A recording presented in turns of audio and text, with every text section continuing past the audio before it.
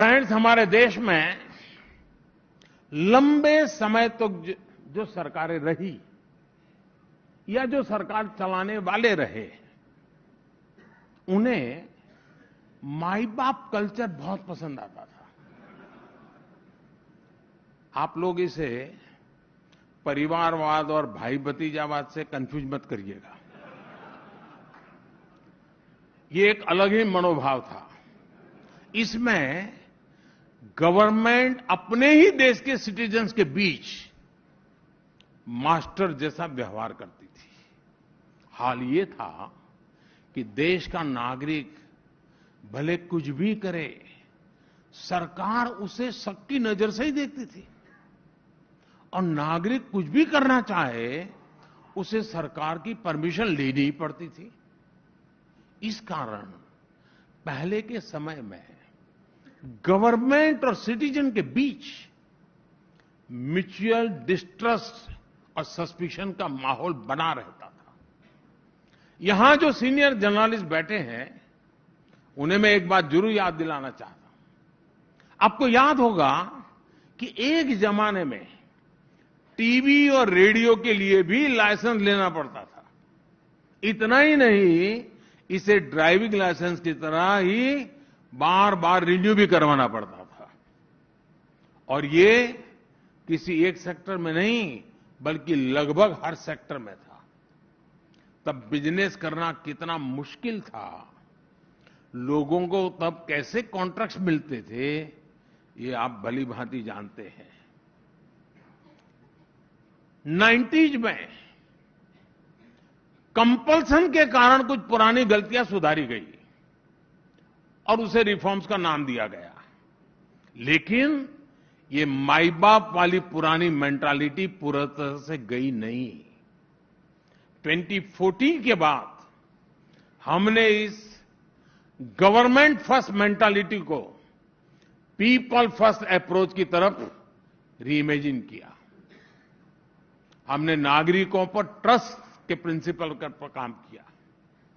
Self एसिस्टेशन हो या फिर लोअर रैंक जॉब्स के इंटरव्यू हमने खत्म कर दिए। मेरिट के आधार पर कंप्यूटर तय करता है, उसको जॉब मिल जाती है। छोटे छोटे इकोनॉमिक ऑफेंस को डीक्रिमिनलाइज करना हो या फिर जन विश्वास बिल हो, कोलेटरल फ्री मुद्रा लोन्स हो या फिर एमएसएमईज के लिए सरकार खुद गारंटर बने, ऐसे हर प्रोग्राम, हर पॉलिसी में ट्रस्टिंग द पीपल ही हमारा मंत्र रहा है। अब टैक्स कलेक्शन का एग्जाम्पल भी हमारे सामने है।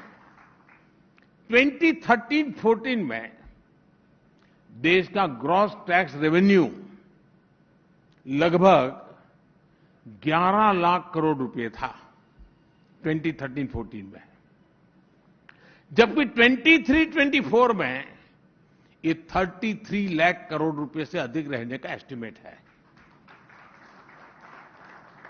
यानी 9 साल में ग्रॉस टैक्स रेवेन्यू में 3 गुना की वृद्धि हुई है। और ये तब हुआ है जब हमने टैक्स रेट घटाया है। समीर जी के सुझाव के वाले तो मैं अभी छूना नहीं है, हमने तो घटाया है। इसके जवाब में मैं चाहूंगा, आप आज जो दुनिया से जुड़े हैं उसके साथ सीधा संबंध है, मैं 3 बातों पर फोकस करना चाहता हूं। पहला ये कि टैक्स पेयर्स का नंबर बढ़ा है। अब मुझे बताइए, टैक्स पेयर का नंबर बढ़ा, उसकी क्रेडिट किसको दोगे आप? बहुत स्वाभाविक है, सरकार के खाते में जाता है।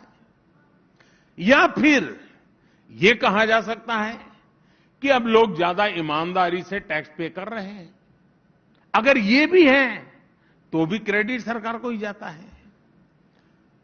तो बॉटम लाइन ये है कि जब टैक्स पेयर को लगता है कि उसका दिया टैक्स पाई पाई जनहित में, देश हित में, जन कल्याण में, देश कल्याण में ही उपयोग होगा, तो ईमानदारी से टैक्स भरने के लिए आगे आता है, उसको मोटिवेशन मिलता है। और ये आज देश देख रहा है, और इसलिए मैं टैक्स पेयर का आभार व्यक्त करता हूं कि सरकार की ईमानदारी पर भरोसा करके वो आज सरकार को टैक्स देने के लिए आगे आ रहे हैं।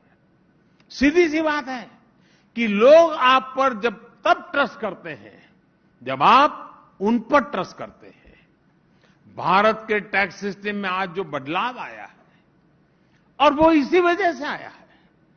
टैक्स रिटर्न्स के लिए हमने प्रोसेस को सिंप्लीफाई करने के लिए ट्रस्ट के आधार पर ही प्रयास किए।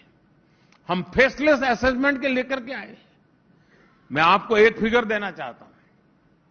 इनकम टैक्स डिपार्टमेंट ने इस साल 6.5 करोड़ से अधिक रिटर्न्स को प्रोसेस किया है। इनमें से करीब करीब 3 करोड़ रिटर्न्स 24 घंटे में प्रोसेस हुए हैं। बाकी जो रिटर्न्स थे वो भी कुछ ही दिन में प्रोसेस हो गए और पैसा भी रिफंड हो गया। जबकि इसी काम में पहले औसतन 90 दिन लग जाते थे और लोगों के पैसे 90 दिन पड़े रहते थे जी। आज वो घंटों में किया जाता है।